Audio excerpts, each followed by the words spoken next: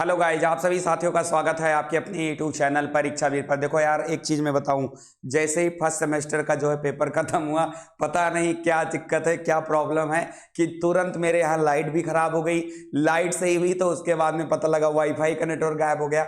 बहुत ज्यादा समस्या हुई। मैं आज आप लोगों की कमेंट बिल्कुल भी नहीं देखूंगा, तो आप प्लीज उसके लिए मुझे माफी दीजिएगा। मैं कमेंट को पूरा ऑफ कर दिया हूं मैं अपने तरफ से।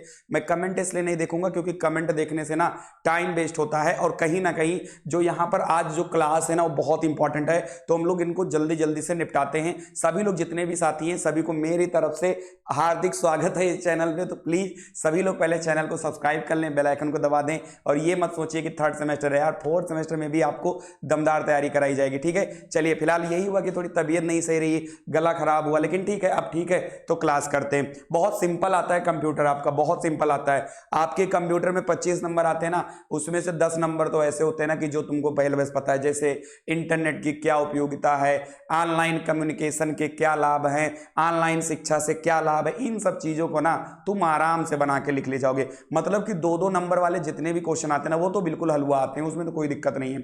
मेन प्रॉब्लम होती है बहुविकल्पीय, अतिलघुत्तरीय और एक आधे क्वेश्चन 2 नंबर वाले में, तो उनको हम आज की क्लास से कंप्लीट कर लेंगे। ठीक है, चलिए स्टार्ट करते हैं। तो जो भी लोग नए हैं प्लीज पहले चैनल को सब्सक्राइब करें। पीडीएफ आपको ऐप पर मिल जाएगी, तो परीक्षा वीर ऐप को आप डाउनलोड कर लीजिए, लिंक डिस्क्रिप्शन बॉक्स में है। पीडीएफ बिल्कुल फ्री है, लेकिन ऐप पर आपको जाना पड़ेगा, लिंक आपको डिस्क्रिप्शन बॉक्स में मिल जाएगी। चलिए स्टार्ट करते हैं। सबसे पहला क्वेश्चन और है आपका, सूचना एवं संचार प्रौद्योगिकी से आप क्या समझते हैं। बहुत सिंपल सा क्वेश्चन है ये, मतलब आता है और बहुत इजी भी है, आप कर भी सकते हो।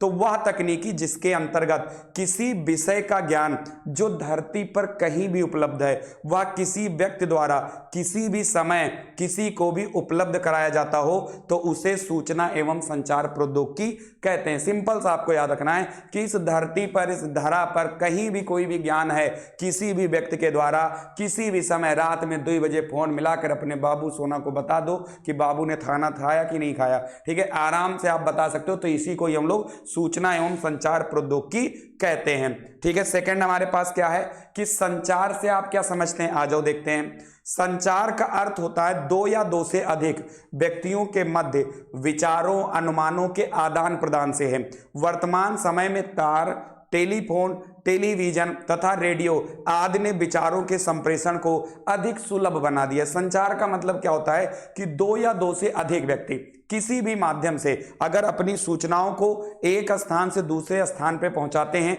तो उसी को ही हम लोग क्या बोलते हैं, संचार बोलते हैं। ठीक है, और आपको पता है कि फोन आ गया है, पहले तो टेलीफोन था, अब जो है फोन आ गया है। सस्ते सस्ते भी फोन आ गए हैं, महंगे भी फोन आ गए हैं, तो उसके अलग लाभ हैं। तो लोगों की बहुत सारी चीजें आसान हो गई हैं। किसी को भी फोटो देना है, तुरंत आपने फोटो दे दिया। किसी से भी बात करना है, तुरंत हाल चाल आपने कर लिया। जबरदस्त तरीके से मतलब चीजों को आप देख सकते हैं। ठीक है, तो ये बहुत बढ़िया चीज है। बाकी ये आप देख सकते हैं। और हाँ, एक चीज और बता दें, थर्ड सेमेस्टर के जितने भी छात्रों ने मुझे इंस्टाग्राम पे फॉलो ना किया हो तो कर लीजिएगा। ठीक है, क्योंकि इंस्टाग्राम पर भी छोटी छोटी जानकारी कभी ना कभी आपको मिल जाया करेगी, तो इंस्टाग्राम पे जरूर फॉलो कर लें। ये मेरी आईडी है @topperint, वहां पे जाइएगा, मिल जाएगा। ठीक है, चलिए आगे आते हैं। सूचना एवं संचार प्रौद्योगिकी के कौन कौन से साधन हैं, ये आपका 2018 में भी आया था और 2022 में भी ये क्वेश्चन पूछा गया था। तो अगर आपसे पूछा जाए कि सूचना एवं संचार प्रौद्योगिकी के कौन कौन से साधन हैं, तो इसके प्रमुख साधन भैया निम्न है। इंटरनेट, भाई बिना इंटरनेट के तो आप किसी से बात ही नहीं कर पाएंगे। वीडियो हो जाता है, वीडियो के माध्यम से भी आप अपनी इंफॉर्मेशन को भेज सकते हैं। डिस्क यानी कि सीडी और डीवीडी जानते ही हैं, उसमें भी आप किसी भी सूचना को स्टोर करके दूसरों को भेज सकते हैं। कंप्यूटर, दूरदर्शन, रेडियो, ये सब आपके क्या होते हैं, सूचना एवं संचार प्रौद्योगिकी के साधन होते हैं। इनको याद रखिएगा, बड़ा इंपॉर्टेंट है। नेक्स्ट अगला है हमारे पास, सूचना के कोई 2 गुण बताइए। तो सूचना के 2 गुण होते हैं क्या भाई, शुद्धता और अर्थपूर्ण। मतलब जो भी सूचना आप दोगे, जाहिर सी बात है वो शुद्ध रहेगा, ठीक है, और अर्थपूर्ण भी रहेगा, तो ये आप लिख सकते हैं। बाकी अगर इसके अलावा भी आपको 2 गुण कोई पता है तो आप अपने हिसाब से भी 2 गुण लिख सकते हैं, कोई रोक टोक नहीं है। बहुत बढ़िया, आगे बढ़े हम लोग। चलिए अगला है हमारे पास शिक्षा के क्षेत्र में कंप्यूटर का उपयोग बताइए। तो भैया शिक्षा के क्षेत्र में बहुत उपयोग है। सबसे पहला उपयोग तो यही है कि आप घर बैठे मेरी वीडियो देख रहे हैं, मुझसे पढ़ रहे हैं, ना हम आपको व्यक्तिगत जानते हैं ना आप मुझे जानते हैं, और कहीं ना कहीं हम दोनों एक दूसरे के जो है क्या हैं, साथी बन चुके हैं। पिछले 2-3 महीने में हम लोग बहुत अच्छे से पढ़ाई किए हैं, आपने मुझको पढ़ा, हमने आपको समझा, अच्छे से हम लोगों की बॉन्डिंग हो गई है। अब आप लोग अगर थोड़ा सा भी लेट हो जाता है क्लास में तो तुरंत फोन मैसेज मिस कॉल मारने लगते हो कि सर जी हमारे कहां चले गए, बुलाओ जल्दी से उनको, ठीक है। तो भैया बहुत लाभ है। जैसे शिक्षक के रूप में, यानी कि जो आपका शिक्षा के क्षेत्र में जो कंप्यूटर है ना, कंप्यूटर भी आपका एक तरीके से शिक्षक है। आप कंप्यूटर में कुछ भी डालिए तुरंत आपको उत्तर वहां से मिल जाएगा। ज्ञान के स्रोत के रूप में, मतलब इसमें ज्ञान का भंडार है, तुमको जितना भी लेना है तुम ले सकते हो इससे। सूचनाओं को कलेक्ट करने में आप सूचना इसमें स्टोर कर सकते हो। शादी वादी जब तुम्हारी हुई होगी या कभी मुंडन हुआ है, उसकी जितनी भी वीडियो कैसेट या जो भी पुरानी यादें लम्हे हैं उनको आपने इसमें डाल दिया, जब मन हुआ तब आपने देख लिया। और परीक्षक के रूप में, मतलब आप इसमें ऑनलाइन टेस्ट वगैरह भी दे सकते हैं और आप अपने आप को जो है जांच सकते हैं कि आपके पास कितनी नॉलेज है, ठीक है। चलिए, तो ये आप स्क्रीनशॉट लेते चलिए, आगे बढ़ते हैं। अगला है हमारे पास कंप्यूटर का आविष्कार किसने किया था। तो ये बहुत इजी है, 1 नंबर में आता है, तो चार्ल्स बेबेज आप टिक कर दीजिएगा। इनको इनका कंप्यूटर का पिता कहते हैं, पापा जी कहते हैं, जनक कहते हैं, ठीक है। चलिए आगे आते हैं। कंप्यूटर की शिक्षा का क्या अर्थ है। तो कंप्यूटर की शिक्षा का अर्थ है सॉफ्टवेयर तथा हार्डवेयर के बारे में ज्ञान प्रदान करना। हार्डवेयर के बारे में ज्ञान प्रदान करना, ज्ञान प्रदान करना, याद रखिएगा, ठीक है। तो अगर आपसे कहा जाए कि कंप्यूटर की शिक्षा का क्या अर्थ है, तो कंप्यूटर की शिक्षा का अर्थ है ना कि आपको हार्डवेयर और सॉफ्टवेयर के बारे में ज्ञान प्रदान करना। क्योंकि कंप्यूटर बनता किससे, मुख्यतः 2 ही चीजों से तो बनता है, एक हार्डवेयर और एक सॉफ्टवेयर। अब आप कहोगे सर जी हार्डवेयर क्या होता है। तो कंप्यूटर के जो भौतिक पुर्जे होते हैं, जिनको हम देख सकते हैं, जिनको हम छू सकते हैं, उनको हम लोग क्या बोलते हैं, हार्डवेयर बोलते हैं। और सॉफ्टवेयर क्या आता है, यानी कि कंप्यूटर का ऐसा प्रोग्राम होता है कि जिनको ना हम देख सकते हैं ना छू सकते हैं, या एक प्रकार का निर्देशों का समूह होता है, उसको हम सॉफ्टवेयर बोलते हैं। सॉफ्टवेयर आपके 3 प्रकार के होते हैं। कौन कौन से होते हैं, सिस्टम सॉफ्टवेयर, एप्लीकेशन सॉफ्टवेयर और यूटिलिटी सॉफ्टवेयर, याद रखिएगा। अगला प्रोटोकॉल क्या होता है। भाई प्रोटोकॉल का मतलब होता है नियम और कानून।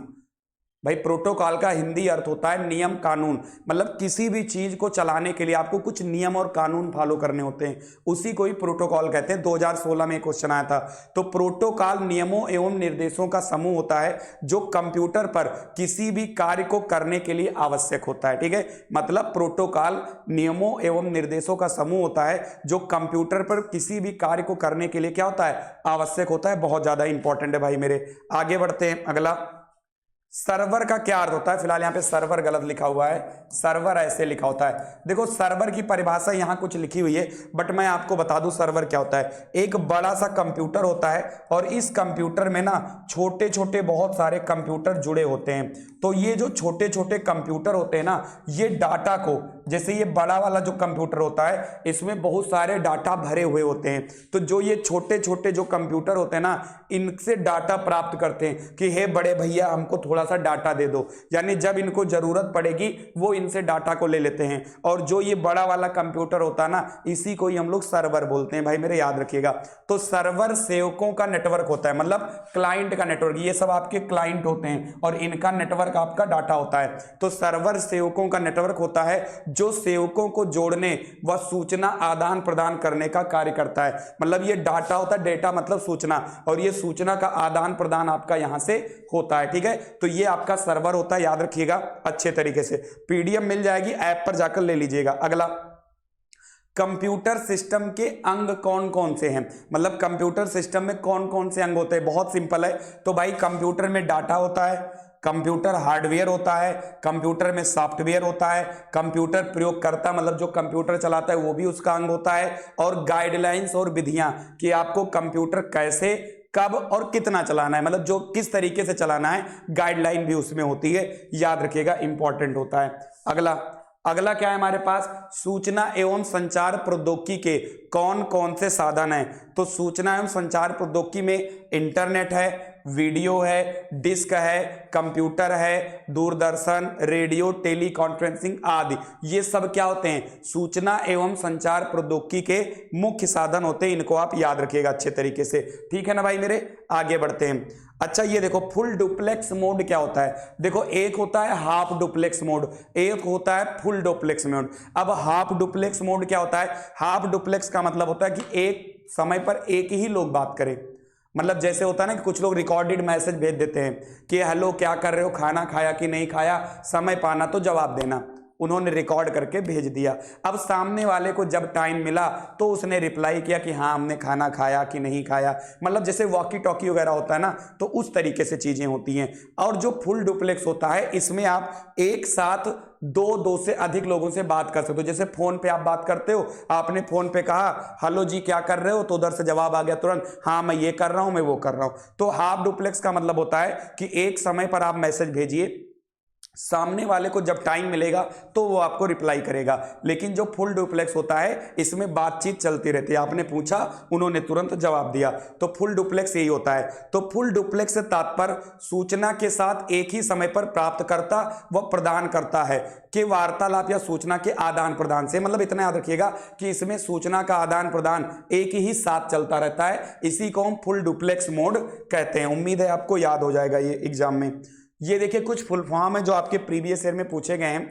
वायरलेस लोकल लूप, WLL का फुल फॉर्म होता है वायरलेस लोकल लूप। ऐसे ही आपका WWW होता है, इसको हम वर्ल्ड वाइड वेब क्या बोलते हैं, वर्ल्ड वाइड वेब बोलते हैं। URL का होता है यूनिफॉर्म रिसोर्स लोकेटर, ये याद रखिएगा आप लोग, ठीक है। चलिए आगे बढ़ते हैं। नेक्स्ट, शिक्षक के उपयोग में आने वाले मुक्त डिजिटल शैक्षिक संसाधन कौन कौन से हैं। अच्छा अब अगर आपकी एग्जाम में आ जाए कि ये मुक्त डिजिटल शैक्षिक संसाधन किस बला का नाम है, तो मुक्त डिजिटल शैक्षिक संसाधन वो होता है कि जो हमको फ्री में मिलता है। जैसे ई बुक्स हो गया, जैसे आपको ई नोट मिल गया। अच्छा जैसे आपने देखा होगा विकिपीडिया, आपने कभी विकिपीडिया देखा है, आप गूगल पे जाते होंगे, विकिपीडिया डालते होंगे किसी भी चीज के बारे में, आपको फ्री में वहां पे जानकारी मिलती है, एक भी पैसा आपको देने की जरूरत नहीं पड़ती है। तो इसी को ही हम क्या बोलते हैं, इसी को ही हम बोलते हैं मुक्त डिजिटल शैक्षिक संसाधन। तो अगर आपको आ जाए कि मुक्त डिजिटल शैक्षिक संसाधन किसे कहते हैं, तो आप बता दीजिएगा कि ऐसे शैक्षिक संसाधन जो हमको इंटरनेट पर हमको फ्री में मिलते हैं और हम उनको कभी भी कहीं भी पढ़ सकते हैं, जिसके लिए हमको एक भी रुपया देने की जरूरत नहीं होती है, वो हमारा मुक्त डिजिटल शैक्षिक संसाधन होता है। अब यहां पर पूछा गया कि शिक्षक के उपयोग में आने वाले कौन से हैं, तो आ जाओ भाई देखते हैं। शिक्षा के क्षेत्र इतना व्यापक हो गया है कि इसकी रूपरेखा व उद्देश्य को समझने के लिए कई प्रकार की जानकारी की आवश्यकता है। इंटरनेट एक ऐसा माध्यम है जिससे कई वेबसाइटों पर उपलब्ध शिक्षा संबंधी सूचनाओं को प्राप्त किया जा सकता है। मुक्त डिजिटल शैक्षिक संसाधन के स्रोत क्या हैं, एक तो आपका ई बुक होता है, एक आपका वेब पोर्टल होता है, और एक आपका जो है यहाँ पर विकिपीडिया भी कह सकते हो, ठीक है। जो आपका विकिपीडिया होता है ये भी आपका हो जाता है, ठीक है। मैं यहां पे लिख देता हूं विकिपीडिया, क्या होता है विकिपीडिया, ये भी आपके मुक्त डिजिटल शैक्षिक संसाधन के अंतर्गत आते हैं, ठीक है ना भाई मेरे जी। ठीक है, इतना आपको क्लियर हो गया। तो अगर आपसे पूछा जाए कि मुक्त डिजिटल शैक्षिक संसाधन कौन कौन से हैं, तो ई बुक्स हो गया। अभी ई बुक्स क्या होता है, तो जैसे आप ऑनलाइन पे जाते हो ना, आपने डाल दिया कि महाभारत ई बुक, तो आपको बहुत सारी वहां पर महाभारत की ई बुक मिल जाएगी पीडीएफ के फॉर्म में, तो उसी को हम ई बुक बोलते हैं। वेब पोर्टल क्या होता है, तो वेब पोर्टल जो होता है ये कई सारे वेब पेजों का समूह होता है, यानी कि आप इसको खोज करने के लिए आप प्रयोग कर सकते हो। जैसे आप गूगल पे जाते हो, आप वहां पे डाले कि ये कब है, और वहां पर बहुत सारी चीजें निकल कर आ गई, तो उन्हीं को हम वेब पोर्टल बोलते हैं। यानी कि जहां पर वेब पेजों का बहुत सारा समूह होता है उसको हम वेब पोर्टल बोलते हैं, ठीक है, याद रखिएगा। आगे बढ़, इन्हीं सब चीजों को ना तुमको बना बना के लिखना है। देखो तुम लोग थर्ड सेमेस्टर में हो, फर्स्ट सेमेस्टर जैसे नहीं हो कि तुमको पता नहीं है, कि आइडिया नहीं कि एग्जाम में कैसे होता है। आप सभी लोगों को पता है कि हमको एग्जाम में कहां एग्जैक्टली लिखना है, कहां पे हमको बना के लिखना है, सब आप लोगों को पता है, ठीक है। आगे ठीक है। एक ये क्वेश्चन है सीडी रोम और डीवीडी में क्या से है, इसको मैं पीडीएफ दूंगा ना, वहां पढ़ लेना, बाकी आप स्क्रीनशॉट इसका ले सकते हैं। सिंपल है, सीडी और डीवीडी क्या होता है, इसको आप स्क्रीनशॉट ले लीजिएगा इसको, ठीक है। आगे इंटरनेट किसे कहते हैं, इसको हम समझाते हैं। देखो देखो जो जरूरी है उसको समझा दे रहा हूं, बाकी आप स्क्रीनशॉट ले लीजिए, आप उनको अच्छे से पढ़ सकते हैं, कोई दिक्कत नहीं है। अब आप देखिए यहां पे इंटरनेट नेटवर्कों का समूह होता है, मतलब कि इंटरनेट को हम नेटवर्कों का नेटवर्क कहते हैं, ठीक है। चलिए, इंटरनेट नेटवर्क का समूह होता है जिससे विश्व भर के कंप्यूटर एक दूसरे से जुड़े होते हैं। इंटरनेट को हिंदी में संजाल कहा जाता है। विश्व के प्रत्येक कंप्यूटर इसके माध्यम से एक दूसरे के सूचनाओं का आदान प्रदान करते हैं। देखो, या तो आप ये लिख दीजिएगा, अगर मैं एग्जाम में होता तो मैं इंटरनेट की परिभाषा क्या लिखता, मैं ये लिखता कि विभिन्न प्रकार के नेटवर्क या विभिन्न प्रकार के कंप्यूटर जिसके माध्यम से जुड़े होते हैं उनको हम इंटरनेट कहते हैं। इंटरनेट को हम नेटवर्कों का समूह कहते हैं, या नेटवर्कों का पिता कहते हैं, या नेटवर्कों का नेटवर्क कहते हैं। समझ में आगे बात? तो इनको आप लोगों को अच्छे तरीके से याद रखना है, काफी ज्यादा इंपॉर्टेंट है, ठीक है। आगे अब हटाइए इसको, ये डीवीडी वाला स्क्रीनशॉट, वही वाला है, सीडी डीवीडी वाला ना, यही है। तो इसमें सीडी रोम के बारे में दिया गया है और यहां पर डीवीडी के बारे में दिया गया, तो इन दोनों का स्क्रीनशॉट लेकर पढ़ लीजिएगा, कोई दिक्कत नहीं है। आगे इंटरनेट जोड़ने के लिए, एक सेकंड, हाँ, इंटरनेट को जोड़ने के लिए आवश्यक युक्तियों के नाम लिखिए। तो इंटरनेट जोड़ने के लिए जो आवश्यक युक्तियां हैं वो कौन कौन सी हैं? टेलीफोन के माध्यम से आप इंटरनेट जोड़ सकते हो। आप मॉडेम को तो पता होगा ना क्या होता है मॉडेम, जिसका फुल फॉर्म होता है मॉड्यूलेटर डीमॉड्यूलेटर, ठीक है। इसका मेन काम होता है कि टेलीफोन लाइन के माध्यम से आप नेटवर्क को अपने कंप्यूटर में ला सकते हैं। जैसे एक तो नेटवर्क होता है कि टावर से मिलता है, एक होता है वाईफाई के माध्यम से मिलता है, और ये जो मॉडेम होता है ना, ये क्या होता है कि इसमें आप टेलीफोन लाइन के माध्यम से आप नेटवर्क अपने मोबाइल, अपने फोन में, सॉरी अपने लैपटॉप या कंप्यूटर में ले सकते हैं। केबल नेटवर्क होता है, आप देखते हैं आजकल शहरों में और यहां तक कि गांव में भी अब केबल चलने लगी है। केबल के माध्यम से भी आप जो है नेटवर्क को ले सकते हैं। और कंप्यूटर, यानी कंप्यूटर भी आपके इंटरनेट की एक बहुत अच्छी जो है उपयोगी चीज है, ठीक है। तो इनको भी आपको याद रखना है। नेक्स्ट, अगला मॉडेम क्या है? देखो, मॉडेम का फुल फॉर्म होता है मॉड्यूलेटर डिमॉड्यूलेटर। मॉडेम एक हार्डवेयर है जो कंप्यूटर, ब्रॉडबैंड नेटवर्क या वायरलेस राउटर से कनेक्ट होता है। मॉडेम वास्तविक समय में एनालॉग और डिजिटल प्रारूपों के बीच जानकारी को परिवर्तित करता है, जिससे निर्बाध दो तरफा नेटवर्क का संचार होता है। अब या तो तुम इतना बड़ा ड्रामा लिख देना, या तो जो मैंने बताया वो लिख देना कि भैया मॉडेम का फुल फॉर्म होता है मॉड्यूलेटर डिमॉड्यूलेटर। मॉडेम की सहायता से हम टेलीफोन लाइन के माध्यम से जो नेटवर्क होता है वो अपने कंप्यूटर या नेटवर्क अपने लैपटॉप में ले सकते हैं। इतना भी लिख दोगे तो काम चल जाएगा। बाकी अगर आपको इतना याद करना है, मजा आ रहा है, तो इसको पढ़ लीजिएगा।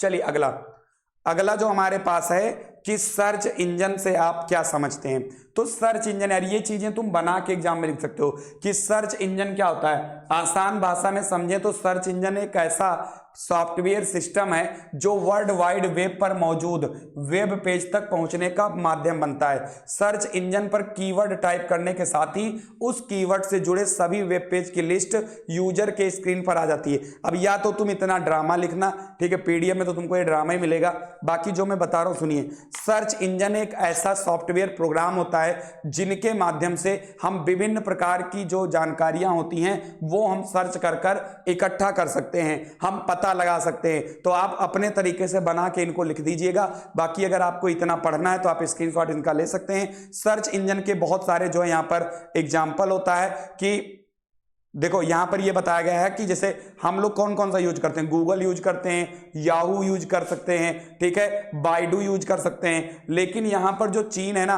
तो चीन की बात किया जाए तो यहां इंटरनेट सर्च के लिए ना बाइडू का इस्तेमाल होता है। मतलब जो चीन होता है ना वो गूगल का प्रयोग ही नहीं करता। चीन वाले हमसे बहुत ही आगे हैं। हम लोग क्या है, हम लोग तो भैया अमेरिकी कंपनी गूगल के ऊपर डिपेंड है, ठीक है। अब कल गूगल बंद हो जाए ना तो हम लोग तो अनाथ हो जाए जैसे, ठीक है, कि हमारे ऊपर तो साया हट गया। अभी गूगल खत्म कर दिया जाए, अभी अमेरिका कहे कि नहीं भाई हम गूगल नहीं देंगे, हम काहे दें, हम बड़वार आदमी, हम भारत को नहीं देंगे। मान लो कभी कोई विवाद हो जाए हमारा अमेरिका से तो वो हट जाएगा। लेकिन जो चाइना वाले वो कह रहे हैं कि भाड़ में जाओ, हम खुद ही बना रहे हैं। और जो यहाँ पर सर्च इंजन है ना, जो चाइना वाले उन्होंने अपना सर्च इंजन खुद बना रखा है जिसका नाम है बाइडू, याद रखिएगा। तो अगर पूछ लिया जाए कि चाइना का सर्च इंजन क्या है तो बाइडू है, ठीक है। ठीक है। तो जो अच्छा सर्च अगर आ जाए आपके एग्जाम में कि 4 सर्च इंजन के नाम लिखो, तो एक तो गूगल हो गया, एक याहू हो गया, एक बिंग हो गया, एक बाइडू हो गया, और एक आप लिख सकते हो डक डक गो, ये भी आपका होता है। तो 4-5 चीजें होती है ना, इनको आप अच्छे तरीके से लिख लीजिएगा। बाकी सर्च इंजन के बारे में ये लिखना होगा तो ये लिख देना, नहीं तो आप लिख दीजिएगा कि भैया जो सर्च इंजन है ना, उसके माध्यम से हम विभिन्न प्रकार की जानकारियां इंटरनेट के माध्यम से हम ले सकते हैं। इन्हीं को 2-3 पॉइंट में लिख दीजिएगा, बढ़िया नंबर आपको मिल जाएगा। चलिए अगला, मुक्त डिजिटल शैक्षिक संसाधन से आपका क्या आशय है ये मैं बता चुका हूं, लेकिन एक बार फिर से देख लीजिए कि मुक्त डिजिटल शैक्षिक संसाधन उन शैक्षिक संसाधनों को कहते हैं जो निर्बाध रूप से प्राप्त किए जा सकते हैं। इसके अंतर्गत अध्ययन, अध्यापन, अनुसंधान आदि के लिए उपयोगी लाइसेंस मुक्त टेक्स्ट, मीडिया और अन्य डिजिटल वस्तुएं आती हैं। मुक्त शैक्षिक साधन सभी लोगों के लिए उपलब्ध शैक्षिक साधन है जिनका ज्यों का त्यों उपयोग किया जा सकता है। अब अगर मान लो मैं एग्जाम दे रहा होता और ये क्वेश्चन आ जाता, मैं पढ़ा ही नहीं था इसको, तो मैं कैसे आंसर लिखता? मैं ये लिखता कि मुक्त डिजिटल शैक्षिक संसाधन इस प्रकार का संसाधन होता है कि जो हमें इंटरनेट के माध्यम से बिल्कुल फ्री तरीके से, निर्बाध रूप से हमको जो भी शैक्षिक संसाधन मिलता है वही हमारा मुक्त डिजिटल शैक्षिक संसाधन होता है। जैसे में हम क्या लिखते, जैसे में लिखते विकिपीडिया, जैसे में हम लिखते ई बुक, जैसे में लिखते वेब पोर्टल, खत्म हो गया। इसी में तो 6 लाइन भर जाएगा जितना हमने आपको कहा है, पूरा नंबर भी मिलेगा। और ये चीजें तुम याद भले ही कर लो, रट्टा भले ही किताबी ज्ञान को मार लो, लेकिन एग्जाम में ये सब याद जल्दी नहीं आता है, ठीक है, क्योंकि यार 8 सब्जेक्ट रिवीजन करना होता है तो नहीं आता। तो अगर मेरी बातें तुम्हारे कान में है तो तुम एग्जाम में फट से बना के लिख दोगे, ठीक है। चलिए, इंटरनेट के प्रमुख भाग कौन कौन से होते हैं? देखिए भाई, तो इंटरनेट के मुख्य भाग हैं मुख्य सूचना कंप्यूटर, टेलीफोन, मॉडेम, नेटवर्क, उपग्रह। भाई विभिन्न प्रकार के सैटेलाइट भी ऊपर है ना, उन्हीं के माध्यम से तो नेटवर्क मिलता है। उपग्रह संचार और केबल नेटवर्क। देखो एक बात मैं बता दूं, हमने मैथ का मैराथन करवा दिया है, ठीक है, हमने जो है किसका, विज्ञान का मैराथन करवा दिया है आप लोगों का, समावेशी शिक्षा का मैराथन आपका हो चुका है, ठीक है, किसका, मैथ का हो चुका है, विज्ञान का हो चुका है, ठीक है, समावेशी का भी हो चुका है। जी भाई, समावेशी का भी आपका हो चुका है मैराथन, और आज आपका कंप्यूटर का मैराथन चल रहा है। तो ये सबकी मैंने प्लेलिस्ट बना रखी है, तो आप एक एक करके इनको आप पढ़ सकते हैं, ठीक है। बाकी जो नहीं हुआ है मैं कोशिश करूंगा कि एक आधी मैराथन और करवा दूं, क्योंकि 8 सब्जेक्ट का मैराथन पॉसिबल नहीं है, क्योंकि यार लाइट वाइट की बहुत दिक्कत है मेरे यहाँ पे, बट मैं कोशिश करूंगा कि मैं ज्यादा से ज्यादा आपको करवा सकूं, ठीक है। चलिए आगे बढ़ते हैं, ठीक है। तो ये याद रखिएगा आप लोग, इंटरनेट के जनक कौन है? तो इंटरनेट की आविष्कार टिम बर्नर्स-ली ने की थी 1969 में। इनका नाम आप लोगों को याद रखना है, ठीक है। और टिम बर्नर्स-ली ने ही www की भी खोज की थी, ठीक है, ये भी याद रखिएगा। और भारत में इंटरनेट सेवा का विकास कब हुआ? तो भारत में इसका जो शुरुआत था वो 1986 में हुआ था, याद रखिएगा, ठीक है। आगे बढ़ते हैं, थोड़ा सा मैं तेजी से पढ़ा रहा हूं क्योंकि टाइम बहुत अल्प है, ठीक है, नहीं तो मैं टाइम लेकर भी पढ़ाता, हाल चाल करके भी पढ़ाता, बट मैं अभी टाइम कम है तो मैं मेरा मेन फोकस जो है ना किस पर है, पढ़ाने पर है। अच्छा, विकिपीडिया से क्या है, इसको आप देखिए, तब तक मैं थोड़ा सा पानी पी लूं, ठीक है।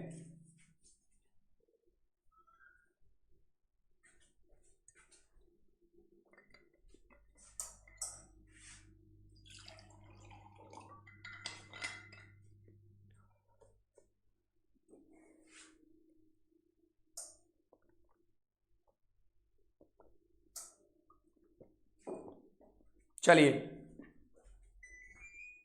अब आइए देखते हैं विकिपीडिया क्या होता है। तो विकिपीडिया एक मुक्त ज्ञान कोश है। देखो, फ्री, मुक्त का मतलब फ्री होता है, याद रखिएगा। तो विकिपीडिया एक मुक्त ज्ञान कोश है जो दुनिया भर के योगदानकर्ताओं द्वारा संपादित किया जा रहा है। यह बहुभाषीय, मतलब कि आप इंग्लिश में चाहो इंग्लिश में ले लो, हिंदी में चाहो हिंदी में ले लो, उर्दू में चाहो उर्दू में ले लो, फारसी अरबी जिसमें भी चाहो आपको ये मिल जाएगा, ठीक है। और विकिपीडिया की खास बात ये होती है कि ये तुम्हें फ्री मिलेगा भी, और अगर आपको खुद किसी भी टॉपिक पर विकिपीडिया बनाकर आपको अपलोड करना है तो तुम खुद भी कर सकते हो, कोई रोक टोक नहीं है।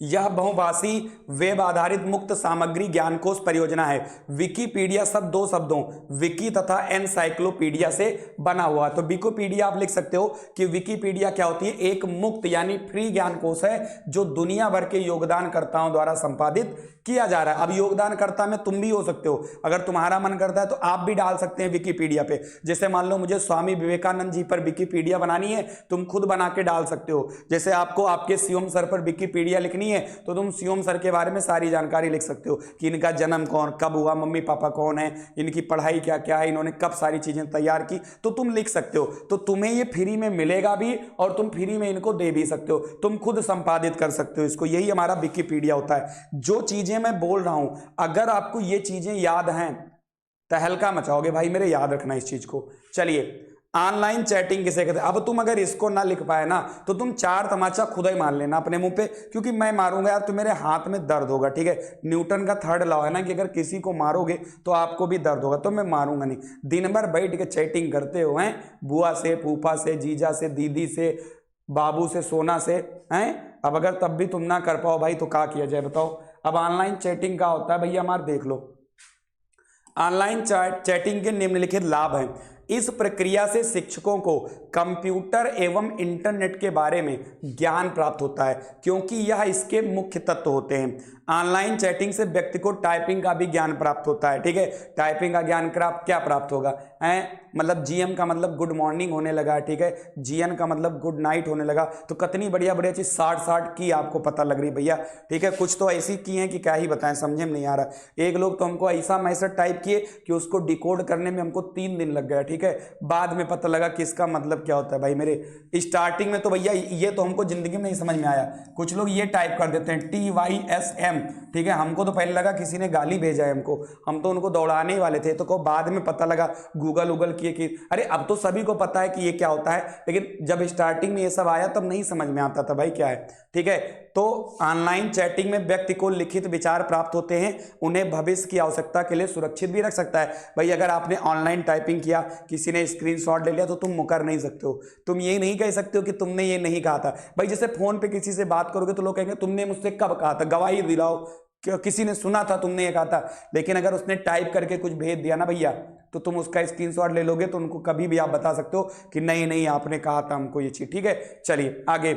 इस प्रक्रिया में व्यक्ति विदेश में बैठे अपने संबंधियों एवं शिक्षा शास्त्रियों से दृश्य रूप से समान वार्तालाप भी कर सकता है। ठीक है, ये चीज आपको याद रखना है। चलिए नेक्स्ट, अगला है कि इंटरनेट की आवश्यकता को समझाएं। अब अगर तुम इस क्वेश्चन को ना लिख पाओ ना तो भैया फिर बहुत दिक्कत है भाई। तो इंटरनेट लोगों को शिक्षा, स्वास्थ्य देखभाल, सार्वजनिक सुरक्षा और सरकारी सेवाएं जैसे लोकप्रिय और कुशल रीच प्रदान करते हैं। रीच मतलब पहुंच होता है। ठीक है, लोगों को ऑफलाइन शिक्षण और दूरस्थ शिक्षा में भाग लेने का अवसर प्रदान करता है। दूरस्थ शिक्षा भी हम आगे पढ़ाएंगे क्या, तो इसलिए यहां नहीं बता रहा हूं।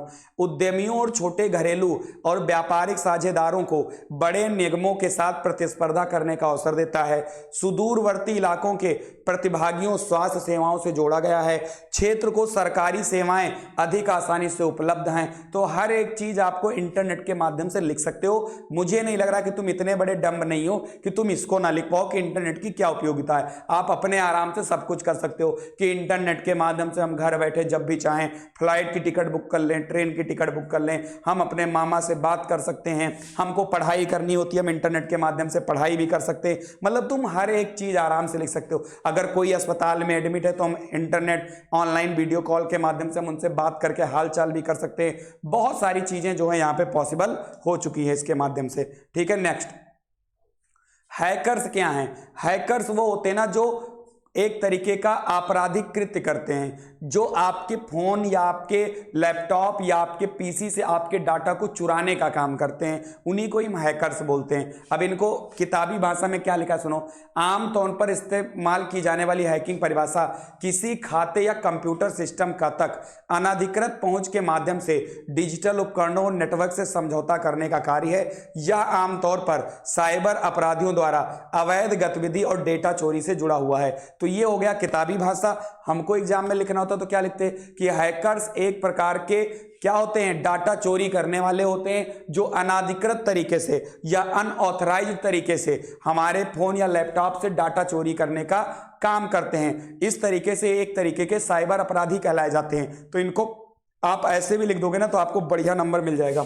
ठीक है, आगे बढ़ते हैं, अगला करते हैं। भैया स्मार्ट कक्षा क्या है, very very most important question है। स्मार्ट क्लास क्या होता है? स्मार्ट क्लास का मतलब ये होता है इलेक्ट्रॉनिक क्लास, इंटरनेट से परिपूर्ण क्लास। मतलब एक तरफ कैमरा हो, एक तरफ डिजिटल बोर्ड हो, माइक हो, बढ़िया लाइट हो, हर एक चीज स्मार्ट तरीके से हो, तो उनको हम स्मार्ट क्लास बोलते हैं। और एक होता है आपका चाक वाक वाला, जहां पे हम लोग पढ़े हैं ब्लैक बोर्ड पर, तो वो स्मार्ट क्लास के अंतर्गत नहीं आता है। फिलहाल स्मार्ट क्लास क्या होता है सुनो। तो स्मार्ट क्लासरूम एक डिजिटल क्लासरूम है जो स्कूल का एक उन्नत रूप है, जो दक्षता में सुधार के लिए शिक्षण के विभिन्न तरीकों का पालन करता है। वे सीखने के लिए बेहतर माहौल प्रदान करने की दिशा में काम करते हैं और एक स्वस्थ कक्षा को प्राथमिकता देने हैं जहां छात्र सीखने में रुचि रखते हैं। ऐसी कक्षा अपने छात्रों को आकर्षित करने और उन्हें व्यस्त रखने के लिए वीडियो और ऑडियो जैसी डिजिटल शिक्षण सिद्धियों का उपयोग कराती है। मतलब एक ऐसा रूम होता है जिसमें हर एक चीज डिजिटल तरीके से किया जाता है। आपके पास एक डिजिटल बोर्ड होगा बिल्कुल मेरे तरीके से बढ़िया से, आगे लैपटॉप होगा, कंप्यूटर होगा, कैमरा होगा। अगर कोई बच्चा नहीं आ पा रहा है स्कूल तो उनको लाइव पढ़ा देगा कि वो घर पे भी बैठ के पढ़ सकते हैं। कोई इंपॉर्टेंट चैप्टर है, बच्चों को कम समझ में आया है, तो उसकी रिकॉर्डेड वीडियो भी वो भेज देंगे, ग्रुप में डाल देंगे, लोग उसको बार बार देखेंगे। तो ये आपके डिजिटल रूम या हम कह सकते हैं स्मार्ट कक्षा का यहाँ पर चीजें होती हैं। इनको रटना ही मत लग जाना, आप इनको बढ़िया से बना के, अगर 1 नंबर में आएगा तो 1 नंबर में, 2 नंबर में आएगा तो 2 नंबर में, बढ़िया से बना के लिख देना, बढ़िया नंबर आपको मिल जाएगा। अगला ओवरहेड प्रोजेक्टर क्या होता है? अच्छा, आपने कभी ना कभी देखा होगा, अगर ऑनलाइन कोचिंग, अब तो फिलहाल ओवरहेड प्रोजेक्टर नहीं चलता है। अब तो जब से कंप्यूटर वगैरह आ गया ना, ओवरहेड प्रोजेक्टर खत्म हो गया। नहीं तो एक टाइम था कि नीचे बच्चे पढ़ते थे और ऊपर एक प्रोजेक्टर लगा होता था, और उस प्रोजेक्टर से रोशनी जो है एक सफेद जो है इस पर गिरती थी, यानी कि बोर्ड पर गिरती थी। ठीक है, अच्छा आपने कभी पिक्चर उच्चर देखा है? पहले गांव में चलती थी, जो गांव वाले बच्चों जानते हो, मिथुन चक्रवर्ती और धर्मेंद्र की पिक्चर ओवरहेड प्रोजेक्टर चलती थी। आप देखोगे ना पर्दे पर जिसको बोलते हैं, ओवरहेड प्रोजेक्टर के माध्यम से पहले जो है सिनेमा हॉल वगैरह में पिक्चर वगैरह चलती थी, तो वो भी एक तरीके की प्रोजेक्टर ही होता था। अब वही प्रोजेक्टर को अगर ऊपर लगा दिए छत में तो वो ओवरहेड प्रोजेक्टर हो गया। ठीक है, आप सुनिए ध्यान से क्या होता है कि एक ओवरहेड प्रोजेक्टर एक फिल्म या स्लाइड प्रोजेक्टर की तरह स्क्रीन पर एक बड़ी छवि को प्रोजेक्ट करने के लिए प्रकाश का उपयोग करते, उसमें से प्रकाश निकलता है, आपने देखा होगा, जिससे एक छोटे दस्तावेज या चित्र के दृश्य को बड़े दर्शकों के साथ साझा किया जा सकता है। मतलब कोई छोटा सा चित्र है, आप क्या करोगे, उसको प्रोजेक्टर में डालोगे, उसको आपने बोर्ड पर किया, वो इतना बड़ा सा था चित्र, वो इतना बड़ा सा हो गया, लोगों को अच्छे से समझ में आ गया। तो इनको आपको अच्छे तरीके से बना के लिख देना क्या होता है ओवरहेड प्रोजेक्टर। ठीक है, चलिए अब ई पुस्तकालय क्या होता है सुनो। ई पुस्तकालय यानी ई लाइब्रेरी। सुनो, जैसे एक लाइब्रेरी होती है जो आपके स्कूल वगैरह में होती है, जहां पर आपको ऑफलाइन तरीके से हार्ड कॉपी में बुक, किताबें, नोट्स मिलती हैं। एक होती है जो आपकी ऑनलाइन तरीके से होती है। ई लाइब्रेरी या डिजिटल लाइब्रेरी डिजिटल संसाधनों का एक संग्रह है जो इंटरनेट के माध्यम से उपयोगकर्ता के लिए सुलभ है। इस संसाधनों में किताबें, लेख, पत्रिकाएं, शोध पत्र, मल्टीमीडिया सामग्री और अन्य प्रकार की सामग्री क्या है, शामिल हो सकती हैं। ठीक है, तो ये चीज आपको यहां पर अच्छे तरीके से लिखना है। मतलब कि ई डिजिटल लाइब्रेरी का मतलब कि ऑनलाइन तरीके से, जैसे आपने ई बुक डाउनलोड किया, पीडीएफ डाउनलोड किया, कोई लेख डाउनलोड कर लिया, पत्रिकाएं डाउनलोड कर लिया, ये सब आपने डाउनलोड करके अपने फोन में रख लिया, तो ये आपका एक तरीके के ई लाइब्रेरी के अंतर्गत आता है। ठीक है ना भाई मेरे, चलिए जी भाई अगला आते हैं। ये देखो दूरस्थ शिक्षा किसे कहते हैं, मैं समझा दूं पहले। देखो होता क्या है ना कि पहले बहुत सारे स्कूल ऐसे होते हैं या हम कह सकते हैं जो नौकरी वोकरी करने वाले लोग होते हैं, तो वो लगातार स्कूल जाकर अपनी पढ़ाई नहीं पूरा कर सकते हैं, तो वो लोग दूरस्थ शिक्षा में एडमिशन ले लेते हैं। दूरस्थ शिक्षा में क्या होता है कि इसमें आपको स्कूल जाने की जरूरत नहीं पड़ती है, आपने एडमिशन ले लिया, आप अपने घर पर बैठ के पढ़ाई करो। यहाँ पर ऑनलाइन माध्यम से आपको पढ़ाई भी कराई जाती है, आपके पास जस्ट टाइम हो, जिस प्रकार का टाइम हो आप उस प्रकार से पढ़ सकते हैं। मतलब इसमें आपको स्कूल जाने की जरूरत नहीं होती, आप घर बैठे किसी भी समय आप पढ़ सकते हैं। देखो दूरस्थ शिक्षा से तात्पर्य सीखने के उस तरीके से है जिसके लिए आपको विश्वविद्यालय या संस्थान में शारीरिक रूप से उपस्थित होने की आवश्यकता नहीं होती है। शिक्षण सामग्री और व्याख्यान ऑनलाइन आपको उपलब्ध हैं। ऑनलाइन विश्वविद्यालय या अन्य संस्थान से पाठ्यक्रम लेते समय शिक्षार्थी अपने घर पर ही रहकर पढ़ाई कर सकते हैं। तो ये चीज आपको याद रखना है कि मतलब आप अपने घर पर ही रहकर आप पढ़ाई अच्छे तरीके से कर सकते हैं। आपको स्कूल और विद्यालय जाने की जरूरत नहीं है। इसी को हम दूरस्थ शिक्षा कहते हैं। दूरस्थ शिक्षा प्रोवाइड कराने वाली जो एक आपकी यूनिवर्सिटी है जिसको हम क्या बोलते हैं, इग्नू। इग्नू के माध्यम से दूरस्थ शिक्षा पढ़ाई होती है। ठीक है, चलिए, जिसको डिस्टेंस लर्निंग भी बोलते हैं। आगे इजूसेट क्या है, काफी ज्यादा इंपॉर्टेंट है। तो इजूसेट का फुल फॉर्म होता है एजुकेशन सैटेलाइट और इसका दूसरा नाम होता है जीसैट 3। आपके 2023 या 22 में क्वेश्चन पूछा गया था कि इजूसेट का दूसरा नाम क्या होता है। तो इजूसेट का दूसरा नाम होता है जीसैट 3। ठीक है, तो जिसे एजुसेट यानी एजुकेशनल सैटेलाइट के नाम से भी जाना जाता है। भारतीय अंतरिक्ष अनुसंधान संगठन, जिसको आप इसरो बोलते हो, द्वारा सितंबर 2004 में इसको क्या किया गया था, स्थापित किया गया था। ये ईयर याद रखिएगा, पूछा गया कई बार। ठीक है, तो 2004 में स्थापित किया गया। इसका प्रक्षेपण, इसका मुख्य उद्देश्य यही था कि बच्चों को शिक्षा देना, ऑनलाइन शिक्षा देना। अगर कभी भी पूछा जाए कि इजूसेट का मुख्य उद्देश्य क्या था, तो इसका मुख्य उद्देश्य था बच्चों को ऑनलाइन शिक्षा देना। तो इसका प्रक्षेपण शिक्षण सेवा प्रदान करने के उद्देश्य से किया गया है। इससे भारत में दूरस्थ शिक्षा प्रणाली को प्रभावी ढंग से चलाने में मदद होगी तथा दूर दराज एवं ग्रामीण क्षेत्रों के लिए शिक्षा का एक वैकल्पिक माध्यम मिलेगा। मतलब कि अगर कोई बच्चा स्कूल नहीं जा पा रहा है, कहीं दूरस्थ शिक्षा में पढ़ाई कर रहा है, तो ऑनलाइन माध्यम से वो पढ़ सकता है। और इसीलिए इजूसेट को जो है यहाँ पर लाया गया था। तो यहाँ से इस चीज को ना भाई मेरे याद कर लेना। और पता नहीं क्यों मेरा अंदर से बहुत ही ज्यादा मन कर रहा है कि ये क्वेश्चन एक बार एग्जाम में आएगा ही आएगा। ठीक है ना भाई मेरे। चलिए नेक्स्ट, इजूसेट का कार्य क्या है देख लो। तो इजूसेट होता है शैक्षणिक कार्यक्रमों का उपयोग करके शिक्षकों की खामियों को दूर करना। अगर मान लो कहीं पर शिक्षकों की कमी है या कोई शिक्षक सही से कोई भी चीज नहीं पढ़ा पा रहा है, तो ऑनलाइन तरीके से अगर आपको कंटेंट मौजूद है तो आप अच्छे तरीके से आप पढ़ाई कर सकते हैं।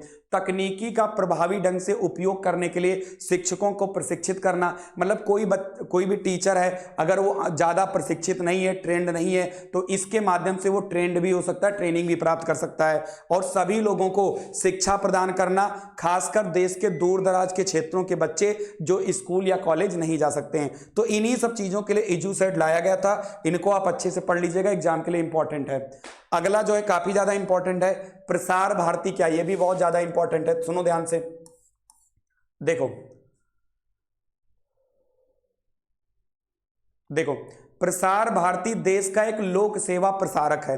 प्रसार भारती की देश के दूर दराज भागों तक पहुंच है, जो भारत की जनता को सूचना, शिक्षा और मनोरंजन प्रदान करने की सामाजिक उत्तरदायित्व सुनिश्चित करता है। मतलब कि प्रसार भारती का मतलब होता है ना कि कोई भी समाचार देना है, कोई भी न्यूज देना है, किसी भी शैक्षिक गतिविधि के बारे में बताना है ना, तो वो प्रसार भारती के माध्यम से होता है। जैसे आपने कभी रेडियो देखा है, रेडियो पे बढ़िया गाना आता था, कजरारे कजरारे, आपने गाना भी सुन लिया। समाचार भी आता था कि आज जो है फलाने प्रधानमंत्री वहां गए, आज इस क्रिकेटर ने शतक मारा। ये सारी चीजें, मतलब कि आपको मनोरंजन भी मिलता है, शैक्षिक चीजें भी मिलती हैं, आपको समाचार भी मिलता है, हर एक चीज आपको अच्छे तरीके से इससे मिलता है। ठीक है, तो प्रसार भारती देश का एक लोक सेवा प्रसारक है।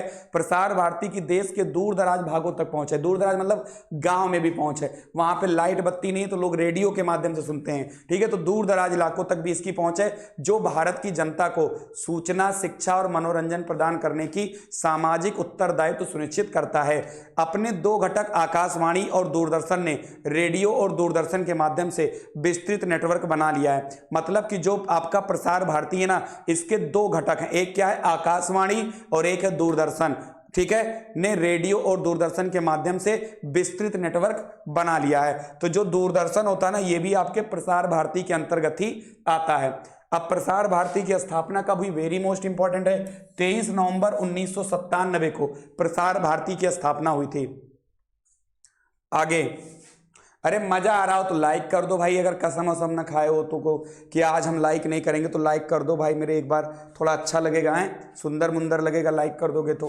ठीक है, शैक्षिक रेडियो को संक्षिप्त में समझाइए। तो रेडियो द्वारा नियमित रूप से विद्यालय की विभिन्न कक्षाओं के छात्रों के लिए शैक्षिक कार्यक्रम प्रसारित किए जाते हैं। रेडियो द्वारा प्रसारित इस प्रक्रिया को ही शैक्षिक रेडियो की संज्ञा दी जाती है। मतलब कि मान लो कि आज कोई बड़ा अच्छा प्रोग्राम आपके रेडियो पर आने वाला है, हमने सब बच्चों को इकट्ठा किया स्कूल में, हमने कहा आज रेडियो पर सुनो, आज बहुत बढ़िया चीज तुम लोगों को बताया जाएगा। बच्चे बैठे हैं, बीच में एक बढ़िया सा रेडियो ला के रखा गया, वहां से चीजें बोली जाती हैं, बच्चे उनको अच्छे से सुनते हैं, जिसको हम रेडियो का शैक्षिक कार्यक्रम भी बोलते हैं। ठीक है, याद रखिएगा इनको। जी भाई, ये बहुत इंपॉर्टेंट है टेली कॉन्फ्रेंसिंग वाला, कई बार आपके एग्जाम में आया है। टेली कॉन्फ्रेंसिंग क्या होता है? तो टेली कॉन्फ्रेंसिंग का मतलब ये होता है, जैसे टेली कॉन्फ्रेंसिंग हो गया, वीडियो कॉन्फ्रेंसिंग हो गया, मतलब एक साथ बहुत सारे लोग अगर बातचीत करते हैं, अपनी इंफॉर्मेशन को साझा करते हैं। आप लोगों ने भी देखा होगा ना कि कॉन्फ्रेंस पे कई सारे लोगों को आप जोड़ सकते हो। तो अगर बहुत सारे लोग दूर दूर जगहों पर हैं, अलग अलग जगहों पर हैं, तो अगर उनको आप एक साथ देखना चाहते हैं, एक साथ बातचीत करना चाहते हैं, तो टेली कॉन्फ्रेंसिंग के माध्यम से आप बात कर सकते हैं। देखो, टेली कॉन्फ्रेंस या टेलीकॉन एक दूसरे से दूर लेकिन दूर संचार प्रणाली से जुड़े कई लोगों के बीच सूचनाओं का लाइव आदान प्रदान है।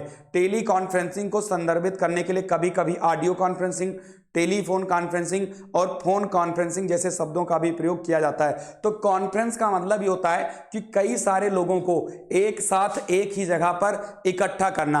अगर कोई सिंगापुर में है, अगर कोई लंदन में है, अगर कोई अमेरिका में है, तो अगर कोई मान लो दिल्ली में है, सभी लोगों को एक साथ आप जोड़ सकते हो। ठीक है, आपने देखा होगा वीडियो कॉल के माध्यम से पता लगा लड़का भी जुड़ा हुआ है जो अमेरिका में रहता है, एक लोगों को देखा हुआ दिल्ली में, एक लोगों को देखा गोंडा में है, एक लोगों को देखा बहराइच में है, सभी को आपने आपस में कनेक्ट कर दिया। ठीक है, तो इसी को हम टेली कॉन्फ्रेंसिंग बोलते हैं, याद रखिएगा।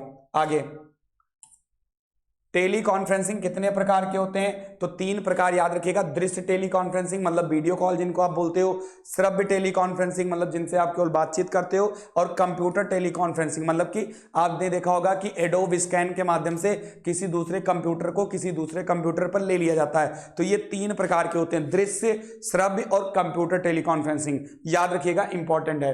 ठीक है, चलिए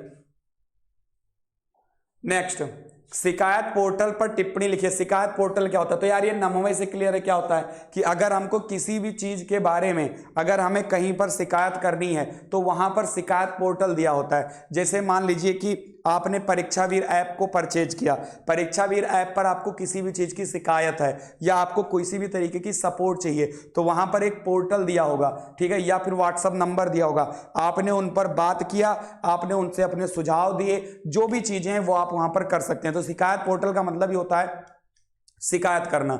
ठीक है, सुनो ध्यान से, शिकायत पोर्टल द्वारा किसी भी संस्था या सामाजिक क्षेत्र में भ्रष्टाचार फैलाने वाले समूह के विरुद्ध शिकायत दर्ज की जा सकती है।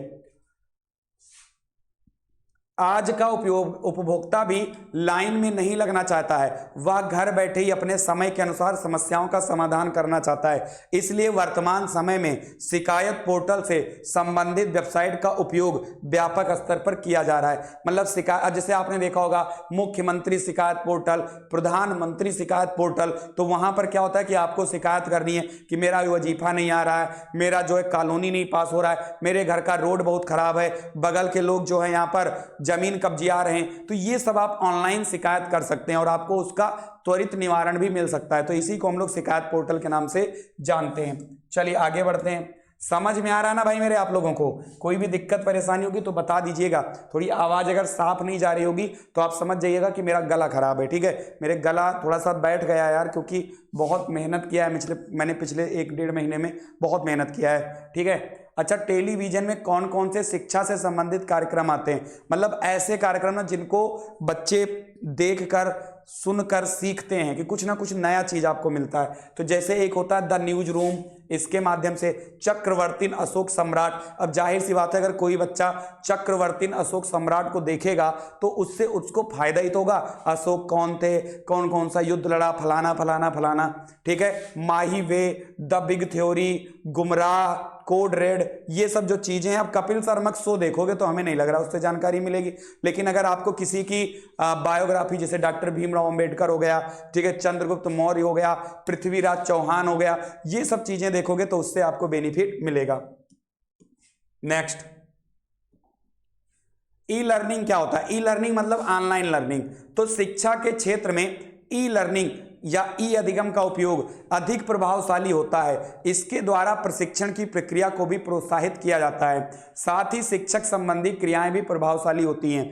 ई अधिगम को मिश्रित अधिगम भी कहते हैं। इसमें अनेक प्रकार के माध्यमों का प्रयोग किया जाता है, जैसे वेब आधारित शिक्षण सामग्री, सीडी रोम, ईमेल, इंटरनेट, पाठ्यवस्तु अधिगम व्यवस्थित। देखो यार, ई लर्निंग का मतलब ये इतना सारा ड्रामा तुमको नहीं याद है ना, तुमको एग्जाम में बस इतना लिखना है कि ई लर्निंग एक प्रकार की ऑनलाइन लर्निंग या डिजिटल लर्निंग होती है, जिसके माध्यम से जो बच्चा होता है वो अपने घर बैठे भी पढ़ाई कर सकता है, जो शिक्षक होता है वो अपने घर से पढ़ाई करवा सकता है। तो इसको हम एक प्रकार का ई ट्यूशन भी बोलते हैं। मतलब एक ट्यूशन तो होता है कि लोग शिक्षक जो हैं बच्चों के घर जाते हैं, या बच्चे शिक्षक के घर जाते हैं पढ़ने के लिए, या उनकी कोचिंग में पढ़ने के लिए जाते हैं। और ये ई लर्निंग होता है जिसमें जो टीचर होता है ना वो ऑनलाइन तरीके से पढ़ाता है और बच्चे जो बैठ के घर पे भी पढ़ सकते हैं। तो ऐसी भी चीजें अगर आप लिख दोगे ना तो नंबर पूरा मिलेगा। ये नहीं कि ये लिखा हुआ है किताबी भाषा तो ही नंबर मिलेगा, कोई जरूरी नहीं है। ये मैंने लिखवा दिया है, बाकी जो मैंने बताया है आप उन्हीं को लिखिएगा, बढ़िया नंबर मिलेगा। अगला आता है meritnation.com। क्या होता है? तो meritnation.com जो होता है ना, ये ऑनलाइन परीक्षा करवाने की एक वेबसाइट होती है, जिसमें कक्षा 12 तक के जो बच्चे होते हैं वो ऑनलाइन परीक्षा दे सकते हैं और ये जान सकते हैं कि उनकी जानकारी कितनी है। सुनो ध्यान से, बहुत इंपॉर्टेंट है। देखिए, तो meritnation.com से ऑनलाइन परीक्षा को बहुत ही आसानी और सरल तरीके से कराया जाता है। यह सबसे उपयोगी एवं प्रचलित वेबसाइट है। इस वेबसाइट के द्वारा कक्षा 12 तक की विभिन्न विषयों की परीक्षा ऑनलाइन पूर्ण कराई जाती है। इस वेबसाइट के द्वारा छात्रों को विभिन्न परीक्षाओं के लिए गणित, रसायन विज्ञान एवं भौतिक विज्ञान की तैयारी भी कराई जाती है। तो मतलब meritnation.com जो होती है वो कक्षा 12 तक के बच्चों को परीक्षा भी करवाती है और आपको पढ़ाई भी करवाती है। अगर आपको गणित में प्रॉब्लम है, केमिस्ट्री में प्रॉब्लम है, फिजिक्स में प्रॉब्लम है, तो आप आराम से जो है इसके माध्यम से पढ़ भी सकते हैं। तो कोई बहुत ज्यादा दिक्कत इसमें नहीं है और मुझे उम्मीद है कि आप लोग meritnation.com के बारे में लिख लेंगे।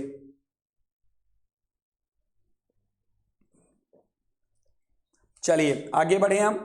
चलिए नेक्स्ट, अब एक आता है freshersword.com। ये क्या होता है? फ्रेशर्स मतलब होता है कि जो लोग कभी कहीं जॉब नहीं करते हैं। जैसे आप जब कभी भी जॉब के लिए कहीं अप्लाई करते हो तो वहां पे 2 कॉलम होता है कि आप फ्रेशर्स हैं कि आपके पास कुछ एक्सपीरियंस है। तो जो फ्रेशर्स होते हैं उनको नौकरियां जल्दी नहीं मिलती हैं। कभी भी बड़ी कंपनी में जाओगे आपको जल्दी नौकरी नहीं मिलेगी। क्यों? क्योंकि वो लोग चाहते हैं एक्सपीरियंस वाले लोग। तो एक वेबसाइट होती है freshersword.com।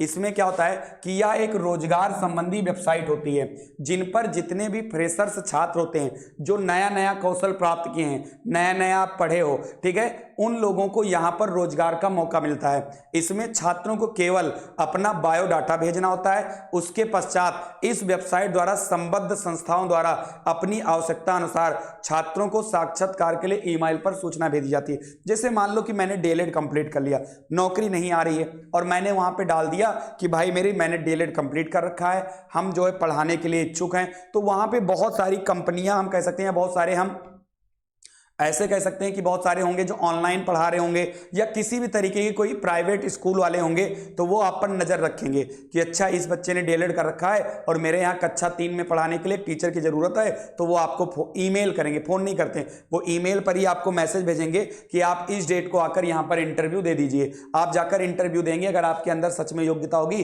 तो आपको एक बढ़िया सी जॉब मिल जाएगी। ठीक है, तो ये चीज यहाँ पर होता है। इस प्रक्रिया को संचालित करने के लिए छात्रों के पास ईमेल जरूर होना चाहिए। ठीक है, बिना ईमेल के काम नहीं चलेगा।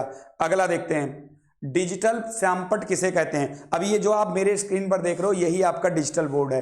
तो ये क्या होता है कि डिजिटल बोर्ड किसी भी कक्षा के लिए एक समकालीन डिजिटल तकनीकी है। यह एक एकीकृत समाधान है जिसमें फ्रेम होता है, इंटरेक्टिव फ्लैट पैनल होता है, डिस्प्ले होता है और कंप्यूटर के साथ कैबिनेट, मल्टीमीडिया नियंत्रक, visual presenter audio, power backup और प्री लोडेड शिक्षण सामग्री शामिल होती है। प्री लोडेड शिक्षण सामग्री क्या होती है कि जैसे ये देख रहे हो ना, मैंने पहले से ही लिख रखा है, तो इसको प्री लोडेड बोलते हैं, मतलब इसमें पहले से ही हमने चीजों को लिख रखा है। तो ये चीज आप यहां पर अच्छे तरीके से आप लोग देख सकते हैं। तो इसी को हम लोग डिजिटल श्यामपट्ट बोलते हैं। तो इनको देखो, डिजिटल श्यामपट्ट आप ऐसे भी लिख सकते हो कि डिजिटल श्यामपट्ट एक प्रकार का डिजिटल बोर्ड होता है, जिस पर कोई भी जो टीचर होता है वो विभिन्न प्रकार की जानकारियों को पहले से लिखे रहता है, उसके माध्यम से वो बच्चों को पढ़ाता है, जिससे समय की भी बचत होती है। ठीक है, इसमें पढ़ाने के लिए हमको ऑनलाइन की जरूरत भी पड़ती है, इंटरनेट की भी जरूरत पड़ सकती है। तो हर एक चीज आप बना के अच्छे से लिख सकते हो, जरूरी नहीं कि जो लिखा यही आपका लिखा रहेगा।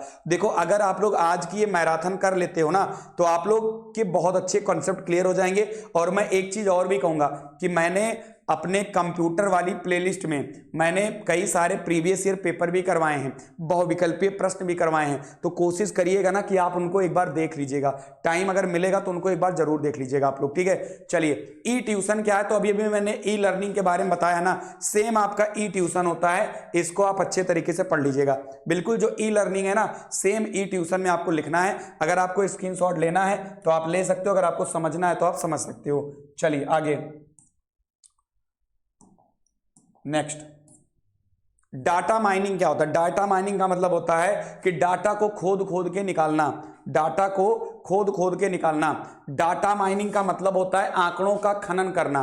विद्यालय प्रशासन में सर्वोत्तम प्रशासन व्यवस्था के संचालन हेतु विद्यालय प्रबंधन समिति एवं शिक्षक संघ द्वारा किसी विषय या समस्या पर निर्णय लेने के लिए आंकड़ों का खनन करना ही डाटा माइनिंग कहलाता है। मतलब मान के चलिए कि पता लगा कि अब की बार मेरे स्कूल में एडमिशन कम हो रहा है, बच्चे कम एडमिशन ले रहे हैं। पिछली बार 500 बच्चों ने एडमिशन लिया था, अब की 300 बच्चों ने एडमिशन लिया। तो वहां के स्कूल के जो प्रबंधन करता होंगे ना, वो क्या करेंगे, वो एक मीटिंग बुलाएंगे, वो कहेंगे कि अब की बार एडमिशन कम होने के क्या कारण है। वो लोग बैठ के खोज करेंगे, सभी डाटा को इकट्ठा करेंगे, क्या क्या कमियां रही, क्या क्या चीजें रही। तो इसी प्रक्रिया को ही हम लोग डाटा माइनिंग कहते हैं। वो समस्या किसी भी प्रकार की हो सकती है। ठीक है, लाइट की समस्या हो सकती है, पठन पाठन की समस्या हो सकती है। ठीक है, बच्चे एडमिशन नहीं ले रहे हैं, क्या स्कूल हमारा दूर पड़ता है, क्या हमारा जो वाहन जाता है क्या वो प्रॉपर तरीके से नहीं जा पा रहा है, स्कूल के प्रिंसिपल, प्रबंधक और शिक्षक स्टाफ का व्यवहार कैसा है, इन सब चीजों के बारे में वो जो है पता लगा सकते हैं। आई होप मैंने आपको अच्छे से समझा दिया होगा।